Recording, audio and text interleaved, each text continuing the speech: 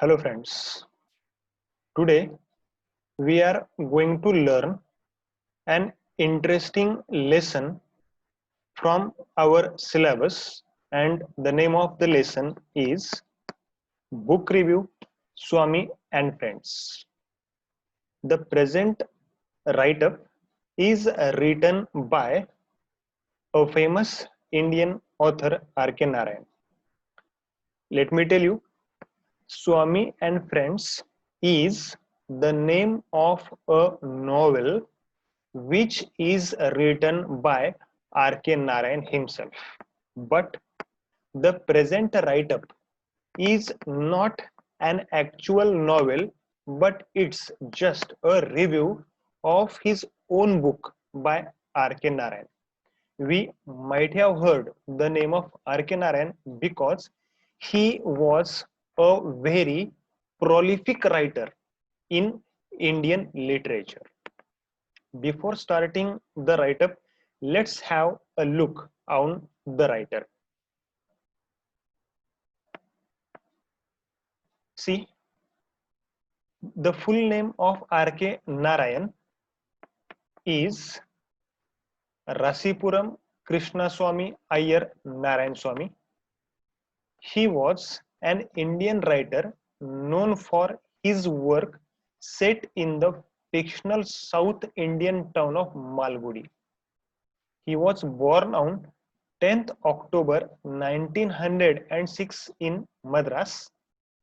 Now Madras is known as Chennai. And he was died on 13th May 2001. He was awarded by many prestigious awards in India, which include Padma Bhushan, Padma Vibhushan, and apart from this, he also received the prestigious Sahitya Academy Award. See, now we will gather some information about the novel Swami and Friends. Okay, see, Swami and Friends is a novel by R.K. Narayan, and we have recently taken information about an author. And I would like to tell you, in the present novel, there are total 18 chapters. Okay, 18 chapters are there in the present novel.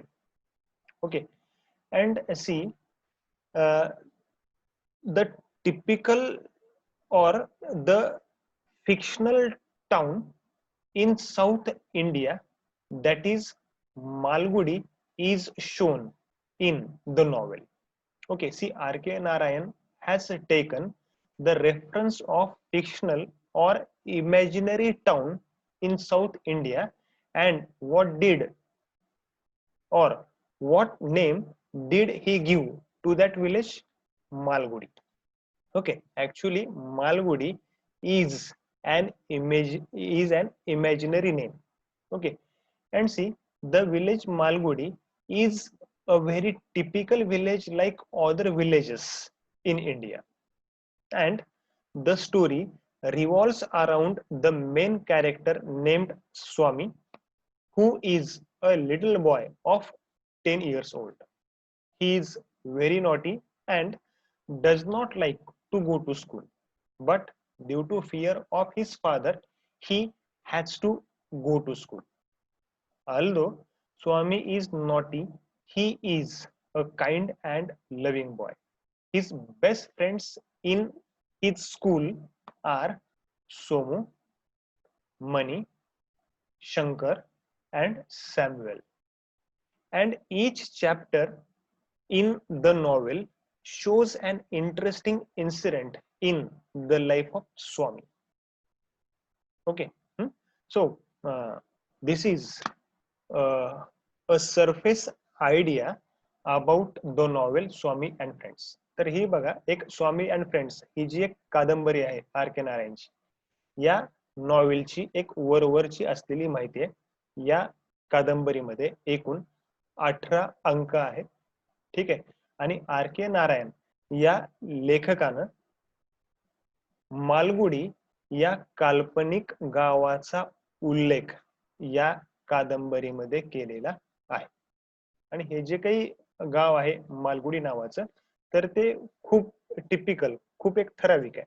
आणि भारतामधले जसे काही गावं असतात, ठीक आहे, तर त्याचप्रमाणे बघा हे सुद्धा एक गाव आहे. ठीक आहे, म्हणजे खोडकर मुलं आहेत, शेतकरी आहेत. ठीक आहे.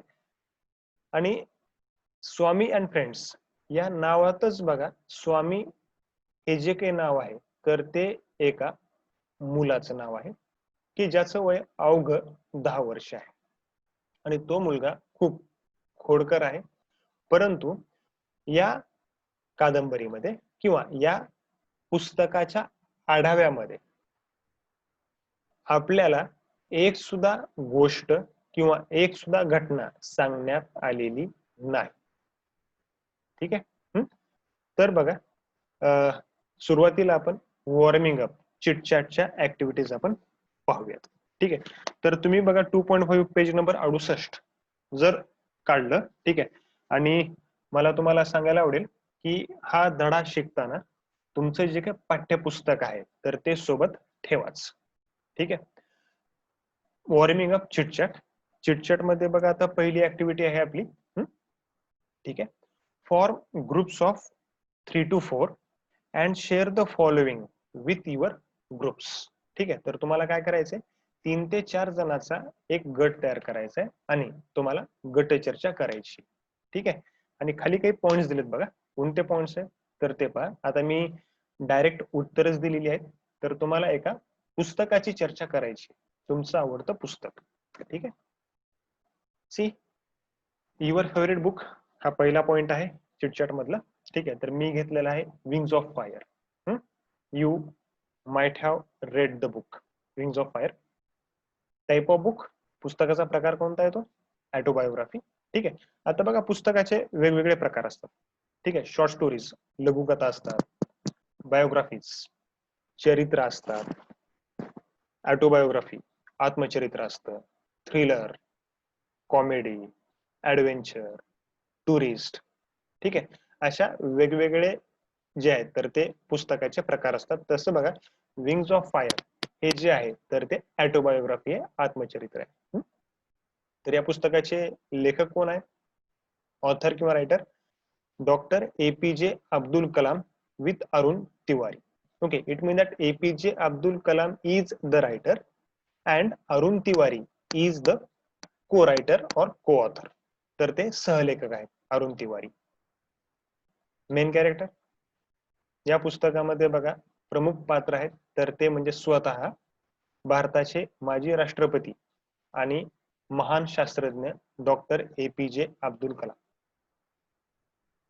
बॅकग्राऊंड ब्रॅकेटमध्ये बघा टाइम अँड प्लेस, तर त्या पुस्तकाची पार्श्वभूमी काय, तर तसं पाहिलं तर बघा डॉक्टर अब्दुल कलामांची तर ती एक रिअल स्टोरी आहे, खरी गोष्ट आहे, ऑटोबायोग्राफी आहे. तर तेच ऑटोबायोग्राफी म्हणजे आत्मचरित्र. आत्मचरित्र नेहमी खरंच असतं. ठीक आहे. And see real story of doctor APJ Abdul Kalam since his childhood at Madras province. ठीक आहे. तर त्यांचा जन्म बघा रामेश्वरम या तामिळनाडू मधल्या रामेश्वरम या छोट्याशा खेडेगावामध्ये झाला. ठीक आहे. म्हणजे तेव्हाचा मद्रास प्रांत आणि त्याच्या अवतीभोवतीचा बघा जो काही परिसर आहे तर त्याच्याशी निगडीत डॉक्टर एपीजे अब्दुल कलामांचं बालपण, तारुण्य आणि त्यांचं व्यावसायिक क्षेत्र कसं गेलं ते सर्व या पुस्तकामध्ये सांगण्यात आलेलं आहे. ठीक. त्यानंतर प्रॉब्लेम किंवा dilemma.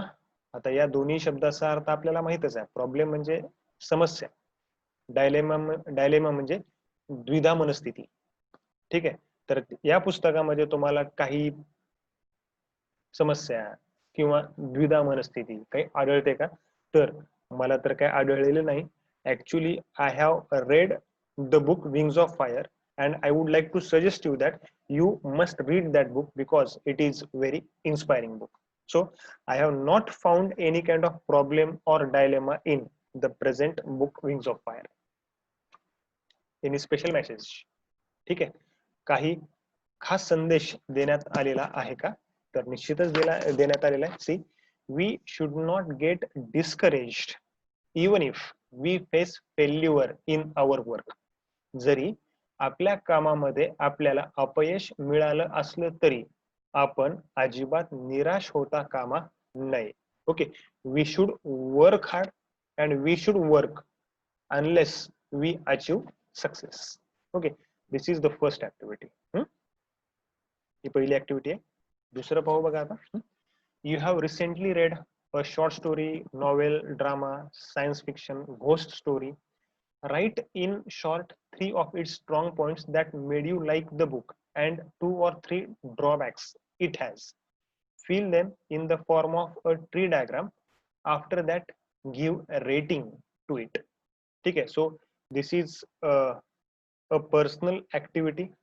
Okay, so I'm not going to answer this activity. Okay, so you have to make up your answer. Okay, so you can take the reference of your textbook. तुम्हाला काय करायचं तर तुम्ही कदाचित बघा नुकतेच जे काही तर तुम्ही एखादी गोष्ट वाचली असेल, एखादी कादंबरी वाचली असेल, एखादं नाटक वाचलं असेल, ठीक आहे, एखादी वैज्ञानिक कथा कादंबरी वाचली असेल किंवा एखादी भूताची गोष्ट तुम्ही वाचलेली असेल, ठीक आहे, तर त्या पुस्तकाशी संबंधित तुम्हाला 3 जमेच्या बाजू तुम्हाला लिहायच्या आणि तर त्या गोष्टीमधल्या किंवा पुस्तकामधील तर 3 कमतरता त्या सुद्धा तुम्हाला लिहायच्या, त्या पण ट्री डायग्राम या स्वरूपामध्ये. आणि शेवटी तुम्हाला रेटिंग द्यायची. रेटिंग म्हणजे बघा आपण बघतो बघा पिक्चरची रेटिंग असते, पेपर मध्ये येतं बघा रेटिंग. 1 स्टार असेल तर पुअर, वाईट, 2 स्टार असतील तर ऍव्हरेज, साधारण, 3 स्टार असतील तर गुड, चांगला, 4 स्टार असतील तर व्हेरी गुड, खूप चांगला, आणि 5 स्टार जर असतील तर एक्सलंट, उत्कृष्टच. ठीक आहे, तर तुम्हाला तुमचं मत तुम्ही वाचलेल्या पुस्तकाविषयी तुम्हाला स्टारच्या स्वरूपामध्ये किंवा रेटिंगच्या स्वरूपामध्ये तुम्हाला द्यायचं आहे. So you can do that activity. तिसरं आपल्याला इन्फॉर्मेशन दिली आहे बघा, डिटर्मिनर्स. ठीक आहे, determiners are very important in grammar. See what is determiner? See, determiners are words that modify a noun or noun phrase and occur before them in a sentence. Determiners provide a context to the noun they precede. They may be. Determiners म्हणजे काय बघा की ग्रामरचा किंवा व्याकरणाचे असे शब्द की जे नाउन, नाम किंवा नाउन फ्रेज याच्याविषयी अधिक माहिती सांगतात, तर त्यांना आपण डिटर्मिनर्स आपण म्हणतो. ठीक आहे, आणि सहसा बघा तर ते वाक्यामध्ये तर त्यांचा रेफरन्स एक दर्शक किंवा दिशादर्शक म्हणून केला जातो. डिटर्मिनर्स कोणकोणते ते बघा, दे मे बी. पहिले आहेत आर्टिकल्स, अ अँड द. ठीक आहे, आर्टिकल्स, 3 आर्टिकल्स आहेत. All articles are determiners because they show nouns, कारण तर ते नाउन विषयी माहिती सांगत असतात. आपल्याला माहितीच आहे बघा आर्टिकल जे आहेत तर ते बघा सहसा कॉमन नाउनच्या अगोदर आर्टिकल वापरलं जातं. ठीक आहे, it mean that articles are associated with nouns. Okay, for example, I have a mobile. माझ्याकडे एक मोबाईल आहे. ठीक आहे, मोबाईल हे नाउन आहे, किती आहेत? एकच आहे, दर्शवत आहे. ठीक आहे, fine. Next one is demonstrative. ठीक आहे, डेमॉन्स्ट्रेटिव्ह म्हणजे काय? दर्शक किंवा दाखविणारे, indicators, this, that, these, those. Okay, again we can say that this is a mobile. So these are demonstratives are determiners. Again, possessives. Possessives म्हणजे काय? ताबादर्शक शब्द किंवा षष्टीदर्शक सर्वनामे. पॉझिटिव्ह मध्ये एक्झाम्पल्स बघा, my, your, our, his, her, my friends car, etc. Possessives come under determiners. Again, quantifiers. Quantifiers, मोजता येणारे, संख्यात्मक, few, many, much, more, every, each, some. Okay, these are quantifiers. and numerals sankhya darshak 1 2 3 4 100 first fourth hundredth. Okay, all numerals whether they are ordinal or cardinal, they are determinants. So determinants are the words which modify or indicate noun or noun phrase. Now let's see the next activity. Underline only determiners in the following sentences. See, in that activity, 6 sentences are given in the textbook. You have to read the sentences carefully and you have to underline only determiners in the following sentences.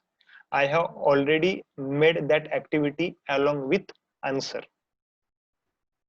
and under all underlined words are determiners. My brother bought a few magazines. In that sentence, my, a, and few, these are determiners. Second sentence is, what is your friend's name? Okay, in that sentence, your is possessive, hmm, and friend's name is also determiner. Third sentence is, which writer was also the president of our country? Again, article the and possessive our is used, and they are determiners. Fourth one, these are some toys. These and some are determiners. These toys are new. Again, these is a determiner.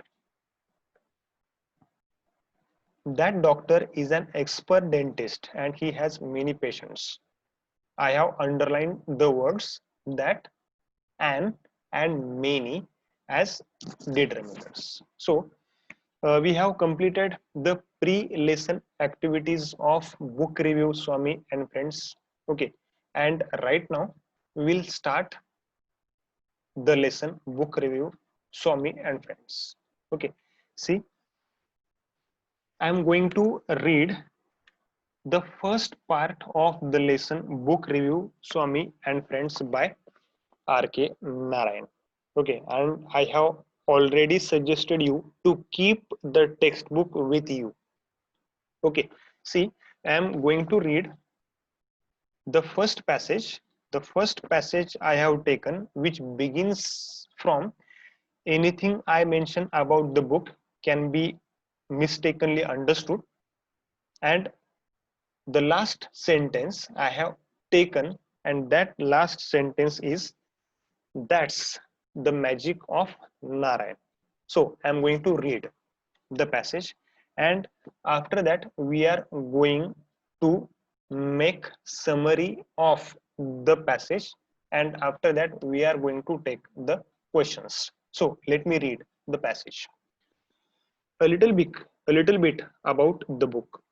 Anything I mention about the book can be mistakenly understood as spoilers. So, I would rather give a glance into the book without mentioning any events or plots of the story. Swami is a mischievous little kid of about 10 years old and living in the era where India was under the British rule. Like most kids of that age, Swami is a kid who cannot stay at one place and absolutely hates school. Even worse, mathematics. School is his absolute nightmare. Anyway, the story unfolds around the happenings of this kid and how he constantly gets into trouble and gets a good beating from his father. Swami is a talkative little kid and thinks that's his way of facing life, talking himself out of everything, but he does learn the truth the harsh way. As many teens back then, all he wants to do is play under the sun, kick something, climb a tree, break something, and harass somebody. Unlike kids today, this in fact was, and in most parts of India still is, the life of a typical boy growing up. Technology isn't big in a kid's life. All they want is to play havoc. In what ways is Swami a typical boy in his growing years? In this regard, Narayan gets deeply into the working of Swami's 10-year-old mind, explaining exquisitely how he thinks and what his perspective of the world is. The reader does feel like Swami and gets very attached with the character as the story progresses. That's the magic of Narayan. So, friends, we have read the first part of the lesson. Okay, and right now we will deal or we will see the words or vocabulary. Hmm? Vocabulary. The first word is spoilers. Okay, spoiler means what? A person or a thing that spoils something. थोडक्यामध्ये बिघडवणारे spoiler. बघा स्पॉइलचा अर्थ काय होतो? Spoil बिघडवणे किंवा खराब करणे, स्पॉइलचा अर्थ होतो. ठीक आहे. The next word is era. Era या शब्दाचा अर्थ होतो मराठीमध्ये युग, a particular period of history.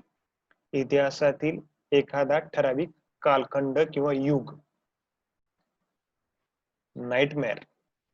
Nightmare या शब्दाचा अर्थ होतो भयानक अनुभव, a very frightening experience. Nightmare. Unfold या शब्दाचा अर्थ होतो उघड करणे, to reveal or to show. Harsh या शब्दाचा अर्थ होतो कठोर, hard. Again harass, to give trouble, त्रास देणे. टिपिकल या शब्दाचा अर्थ होतो ठराविक किंवा नमुनेदार, पर्टिक्युलर. टू प्ले हॅवोक या शब्दाचा अर्थ होतो नासधूस करणे, to prevent normal functioning. Again exquisitely या शब्दाचा अर्थ होतो आनंदाने, in a pleasing manner or in a happy way. Perspective दृष्टिकोन, our point of view. Okay, so these are the words.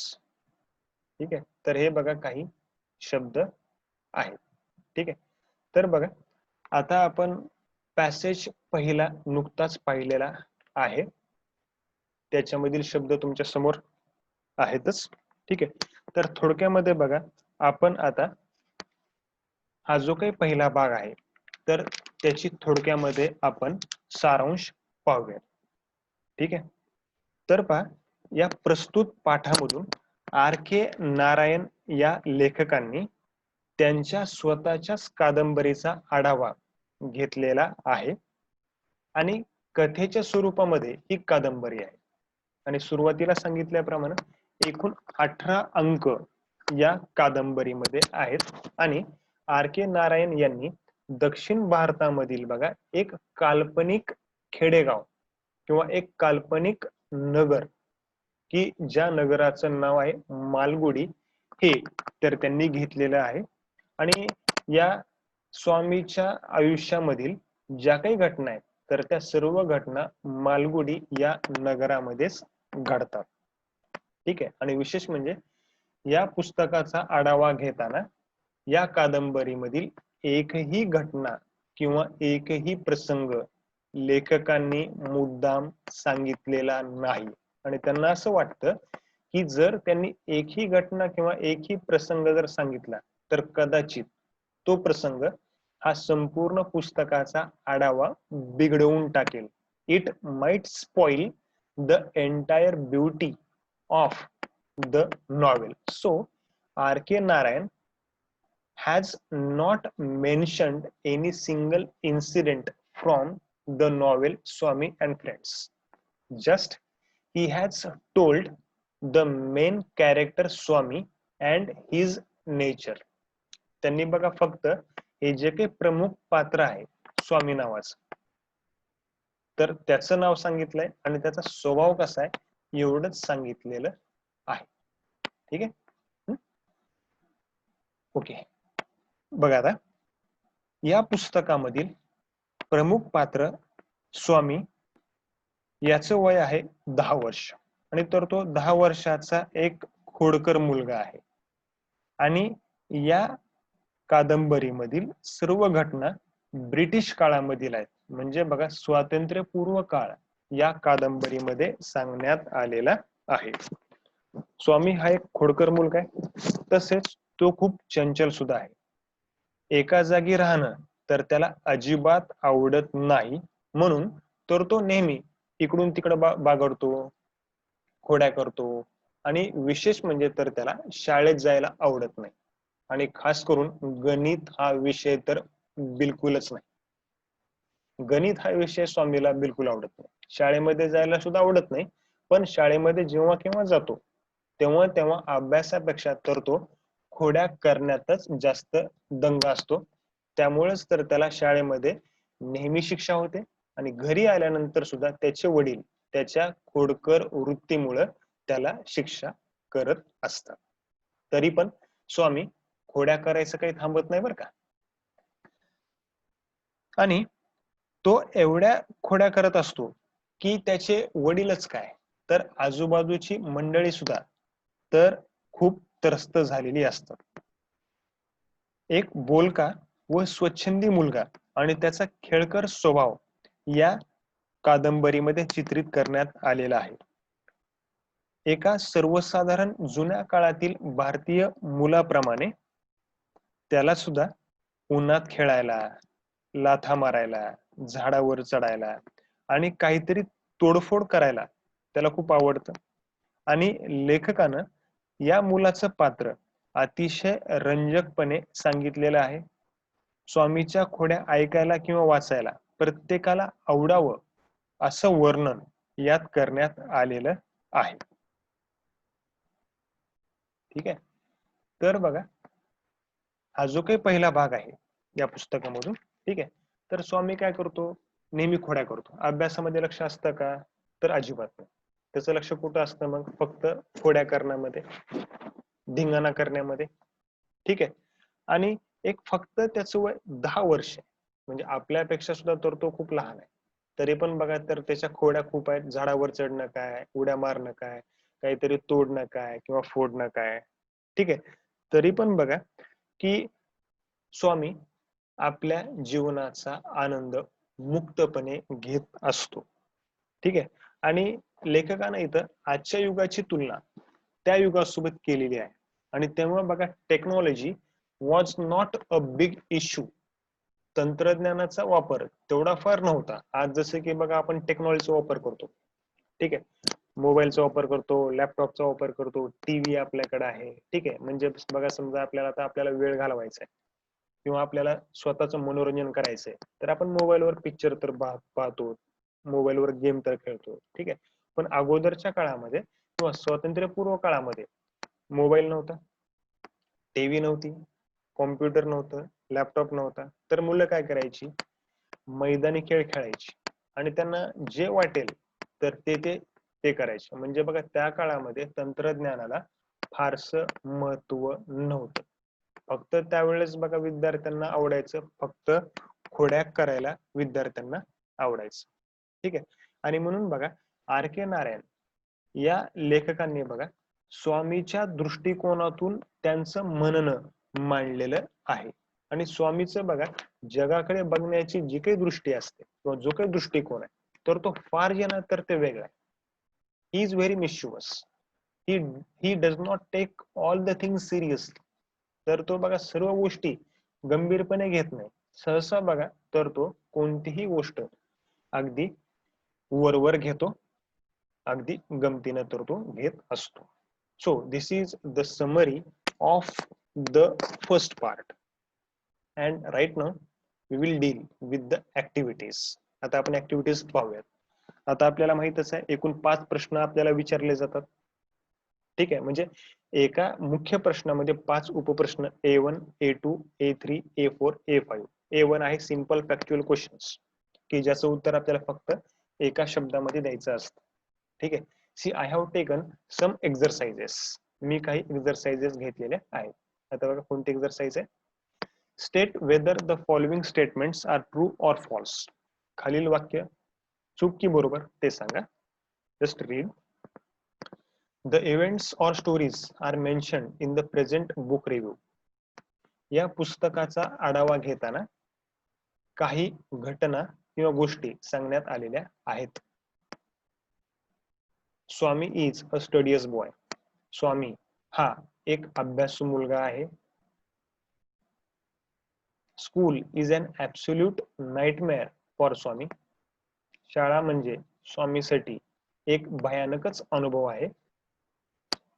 Swami is a 10 years old boy. Swami हा एक 10 वर्षाचा मुलगा आहे. Swami likes the subject mathematics. स्वामीला गणित हा विषय आवडतो. ठीक आहे.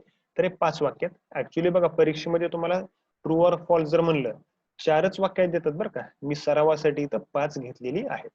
ठीक आहे. तर उत्तर बघू आता. पहिल्याचं उत्तर काय येईल? फॉल्स. तर एक सुद्धा घटना किंवा गोष्ट सांगण्यात आलेली नाही. Swami is a studious boy, ते पण फॉल्स. करेक्ट उत्तर काय येईल मग त्याचं? Swami is a mischievous boy. Third, school is an absolute nightmare for Swami. True. ठीक आहे. शाळा म्हणजे स्वामीसाठी एक भयानक अनुभव. त्याला शाळा आवडते का?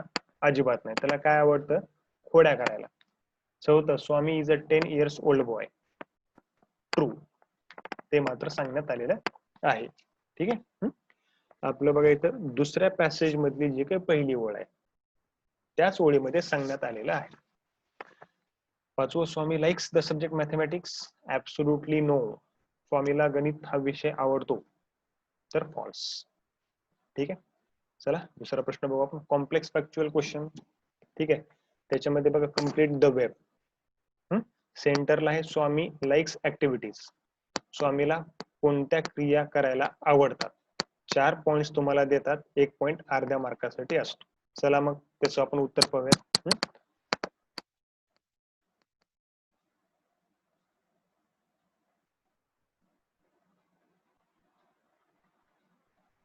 स्वामी लाईक ऍक्टिव्हिटीज. कोणकोणत्या ऍक्टिव्हिटीज त्याला आवडतात? प्लेइंग अंडर द सन, म्हणजे तळपत्या उन्हामध्ये खेळायला त्याला आवडतं. किक समथिंग, कशाला तरी लाथा मारायला त्याला आवडतं. ब्रेक समथिंग, काहीतरी तोडायला आवडतं, तोडफोड करायला. क्लाइंब अ ट्री, झाडावर चढायला त्याला परत आवडतं. परत अजून काय आवडतं त्याला?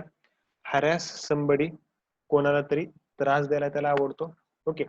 5 options are given in the paragraph. त्या पॅराग्राफ मध्ये 5 ऑप्शन दिलेत, परंतु आपल्याला 4 लिहायचे म्हणून 4 घेतलेले आहेत. ठीक आहे. चला आता पुढचा प्रश्न बघू. A3 चा व्होकॅब्युलरी. व्होकॅब्युलरी मध्ये बघा, find out the describing words for the following nouns from the passage. आता खाली जे काही नाउन्स दिलेले आहेत त्याशी संबंधित कोणते डिस्क्राइबिंग वर्ड्स म्हणजे काय? ऍडजेक्टिव्ह वापरलेले आहेत पॅसेज मध्ये, तर ते आपल्याला शोधायचे आणि लिहायचे. ठीक आहे. त्यासाठी तुम्हाला आता हा जो काही पॅसेज आहे तर तो काळजीपूर्वक वाचावा लागेल. ठीक आहे. Let's see the answers. पहिला आहे बघा किड, दुसरं बॉय, तिसरं बीटिंग आणि चौथं टेक्नॉलॉजी. उत्तर पाहूया त्याची आपण. Little kid, typical boy, good beating, big technology. These are the describing words. तर हे बघा काही डिस्क्राइबिंग वर्ड्स आहेत. A4 ग्रामर, त्याचे आपण काही एक उत्तर, काही आपण प्रश्न घेऊयात. 2च घेतलेले आहेत आपण. ठीक आहे. See, technology isn't big in a kid's life, add a tail tag. हे एक वाक्य आहे. दुसरं वाक्य तुमच्या समोर आहे.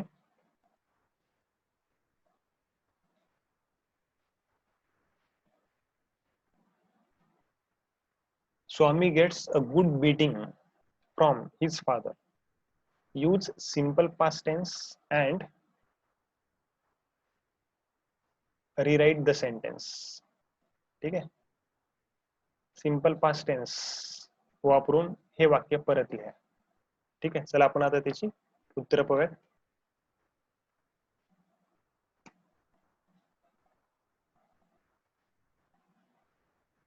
पहिला आहे पहा, technology isn't big in a kids life त्याचं येतं इज इट.